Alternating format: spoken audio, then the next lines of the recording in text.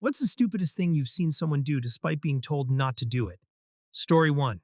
When I was in grade 8, we had a science class where we were supposed to be describing the properties of chemicals.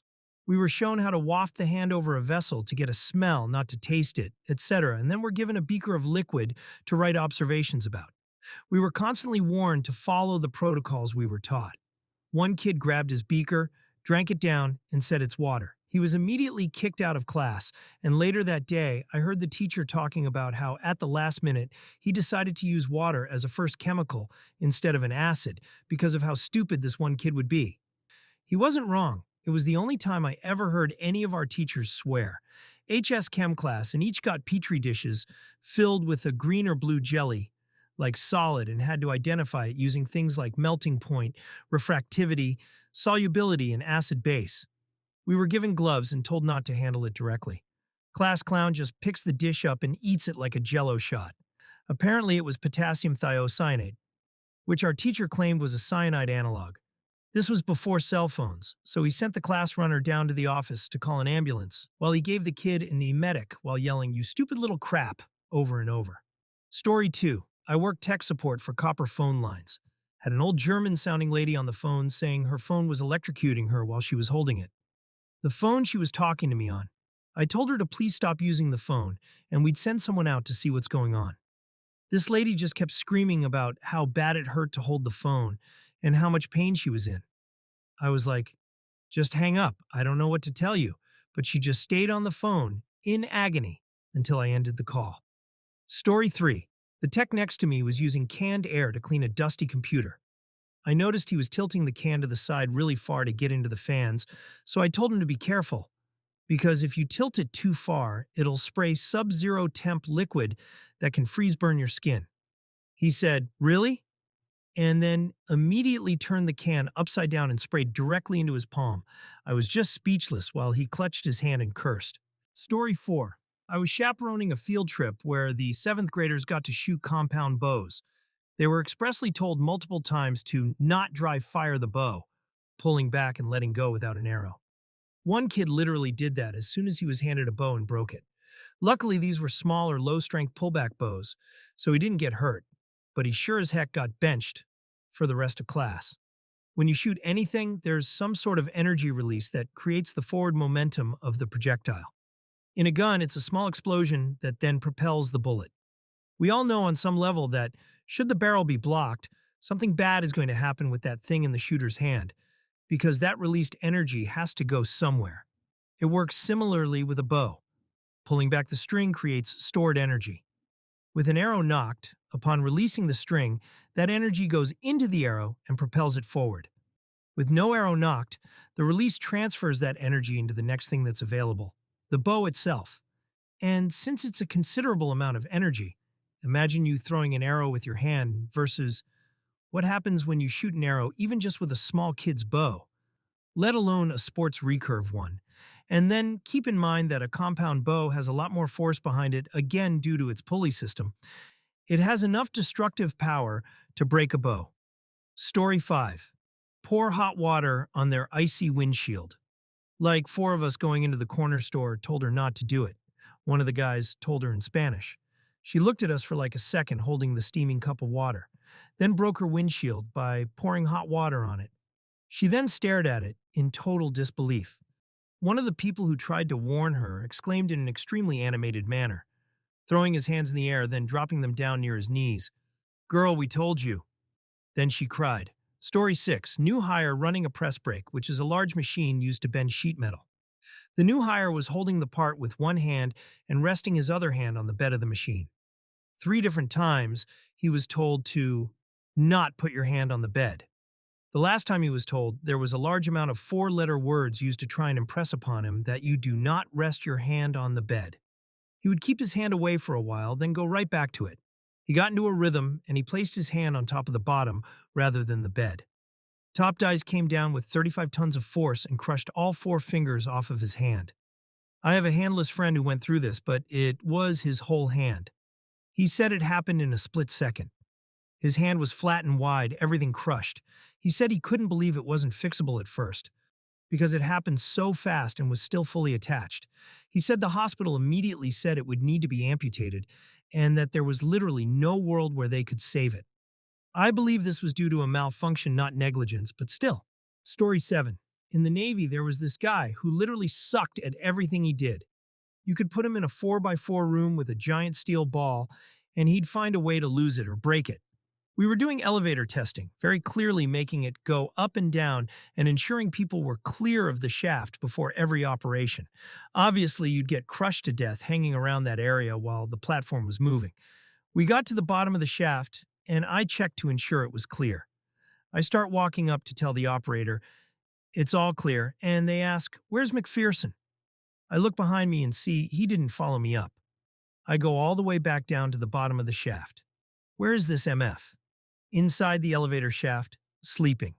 Story 8. My cousin was living with us, and the milk he purchased for himself was several days out of date. Hey Nate, just a heads up that this milk is really expired, so make sure you don't use it. Then I left it in the fridge so it didn't stink up the trash before I could walk it to the outdoor trash bins.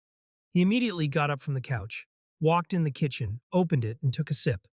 Then, immediately started heaving into the sink. It was straight up chunky.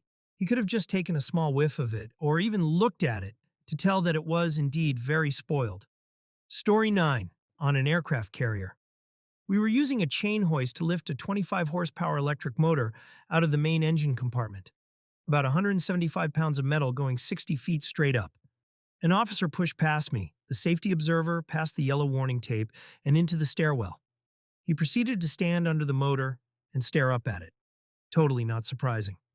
I spent my 6 years at a 3-star East Coast command, where officers outnumbered us at least 2 to 1. Some of the most self-important, overeducated men I've ever met.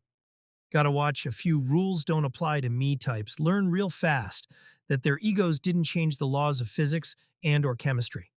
Got my butt chewed by one particularly bright LCDR because I didn't warn him that the newly laid surfacing in the corridor wasn't set, and magically it was my fault he'd ruined his shoes. Well, sir, I figured you read at least one of the 3 signs you had to walk by or move to get here. Not my place to tell you what you already knew. Story 10. I had a friend looking for his first car, and he wanted a BMW or Cadillac, which was pretty crazy considering we both worked the same job making less than $30,000 a year. After searching for 2 months, he finds a 2011 BMW 335 for $16,000. But after 6 months of having the BMW, it breaks down badly and it's back to him getting a ride from people to work. 4 people out of the 6 of our friend group told him to get a Honda or Toyota as a first starter car, and he said, "No, I'm worth more than that. I want something nice." Now, 3 years later, he's still paying on the BMW that hasn't been driven in 2.5 years. Story 11. Not the most stupid, but the most frequent. There's a particular kind of IT request that I've had to talk people through a lot over the last 3 years. Probably about 1 time in 10, we will get most of the way through the under 2 minute process. And I'll get to the bit where I start to really very slowly and clearly say, okay, now it's really important that you do not click the submit button until you have, and then I watch in horror as their cursor immediately darts down toward the submit button, clicking it viper-like as if they're going to win a prize, as I am then forced to continue with, have changed the selection in the next drop-down box to specific thing, because otherwise this sharing tool, which you have now requested, will actually only be available to you and will not be created in the version that allows you to share it. At all. Ever. And since we don't have the access permissions to just delete the variety of things you have just created, you need to wait up to 24 hours for the confirmation email to arrive with the details you need so you can lodge a ticket with the service desk asking them to delete the thing you have created before you. Choose a new and different name for the thing you're creating because now you've used it. Even though you'll delete it, you can never reuse the same name twice. So now you can go and start painfully rewriting your process and planning documents to refer to whatever the new name of this will be and resend all the communications emails you sent out to the people who were meant to be using this thing too. Story 12. One night out with a group of friends, someone challenged another friend to climb on a really high street lamp. He was pretty drunk and not a great climber even in his peak condition. We told him several times to let it go, but of course he went, challenge accepted, and started climbing the street lamp. To his credit, despite being drunk, he actually managed to get on top of it. The problem is, he had no idea how to climb down and ended up just jumping down from way too high. The result? A broken foot, a broken ankle, and two friends, me and another, that had to pick him up, walk 1 hour to the nearest hospital, and spend the night there with him. Story 13. I was setting up a large number of airsoft pistols for a big game we were having, loading BBS, charging the green gas, and plugging in the batteries for others. Saw one of my longtime gun buddies pick one up. I said, "Hey, that's loaded. Treat it like a real gun." He turned, looked right at me, then promptly pointed the gun at his hand and fired.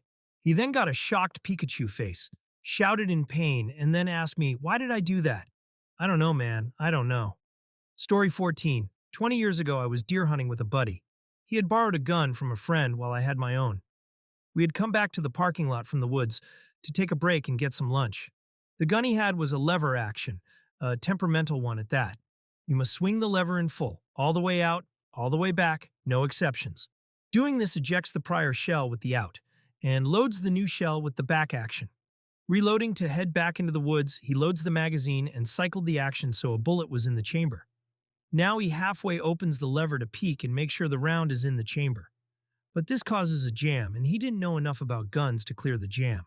So I had to basically halfway disassemble this gun I don't even own to fix it, put it back together, and show him exactly what he should do rather than what he did.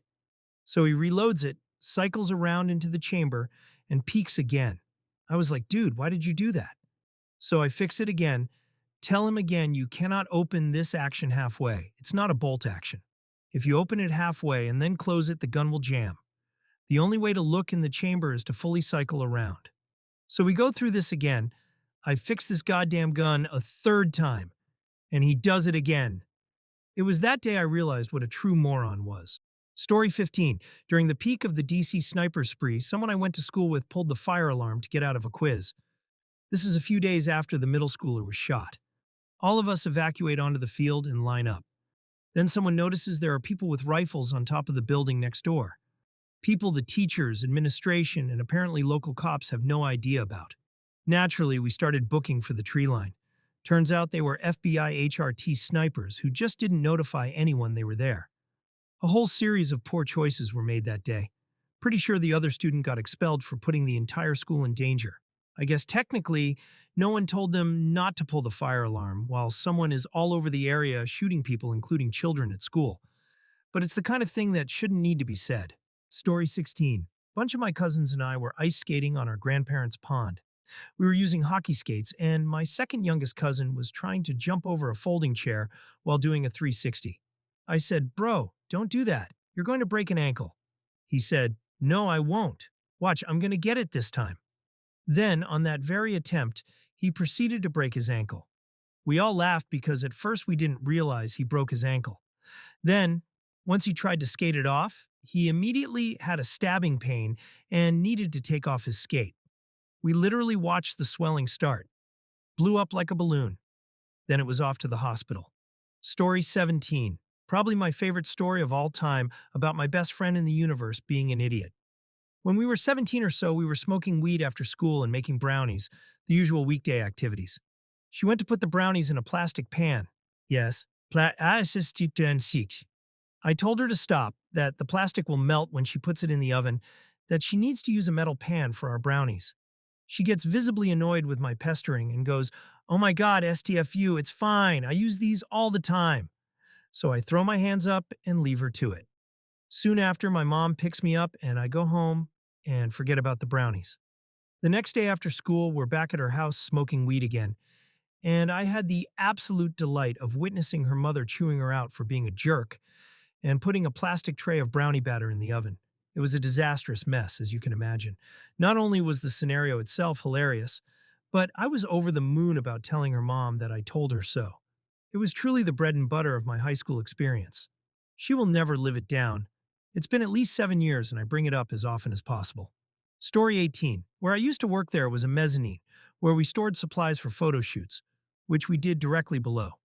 We were setting up a big set and needed the supplies, so while some of us carried the boxes down the stairs, two interns got the smart idea to drop them over the side while another caught them.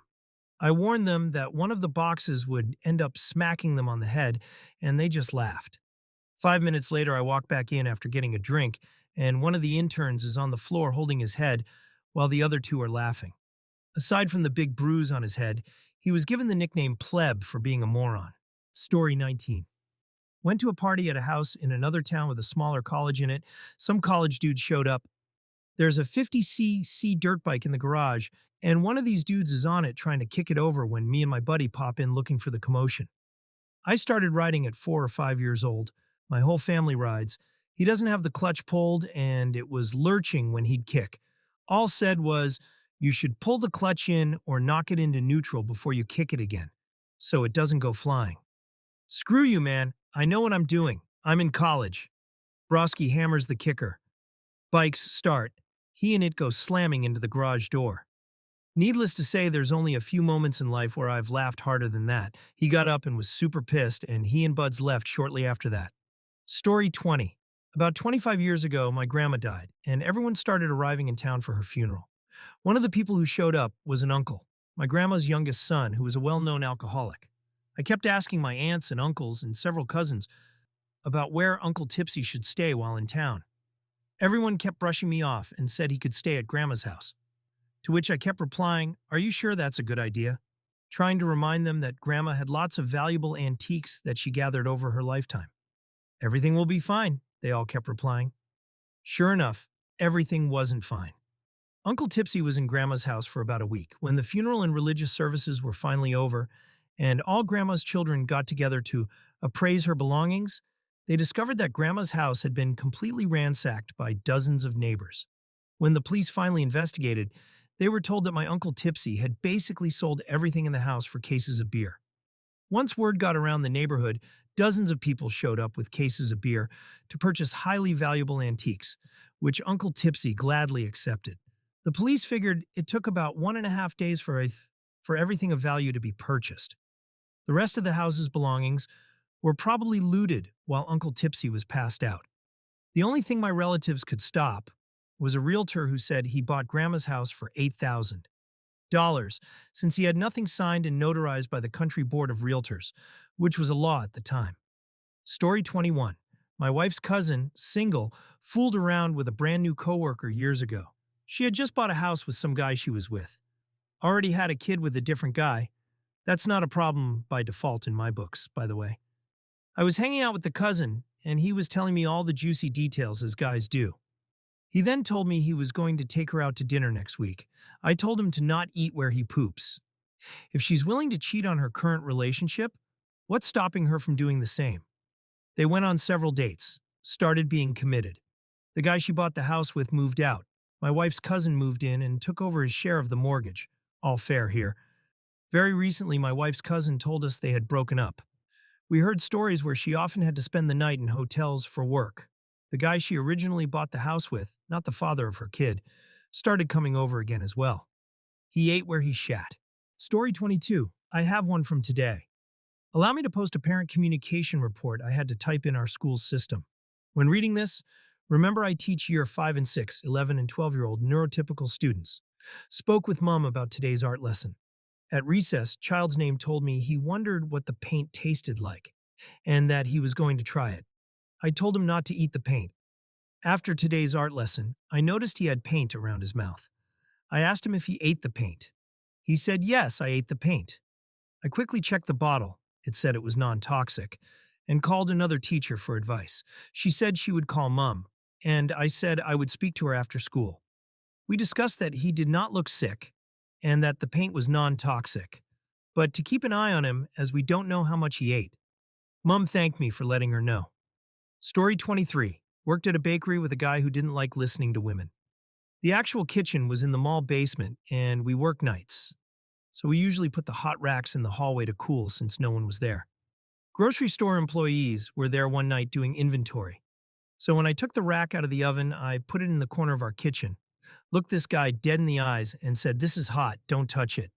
Not even 2 minutes later, he grabs it with both hands and then turns a shade of red. I've never seen on humans before. Still don't know what he was thinking. Then a few days later, he's walking past the bakery window into the grocery store, 10 minutes after our shift starts, signaling for me to punch him in while I'm standing next to the owner and the head baker. Immediately said I've never punched him in and never will. He blamed me when he got fired. Bonus. It was in a national park, so it was staff housing, and he stored a week's worth of chili on top of the fridge instead of in it. Story 24. Not sure if it counts as he didn't exactly know, but our janitor once made chlorine gas by accident. Let me explain. I was cleaning something, and the janitor saw and said, I have something really good for that, and brought out an unlabeled bucket of white powder. I ask him what the powder is. He is nearly completely deaf and has hearing aids, but 90% of the time refuses to use them, so unless he's looking at you, you can't tell or ask him anything. He grabs a bucket of what looked like water that sat around and starts pouring in that powder into the water. I kept asking him what that powder was, as the smell told me the bucket was chlorine. Granules dissolved in water. As I found out, the janitor himself mixed that bucket up earlier. The bucket starts bubbling like crazy, and while still asking, What's that powder? He just answers, Yeah, that stuff is really good, but super aggressive. Right as I smell it. It burnt like hell in my nose and throat, and I just ran off.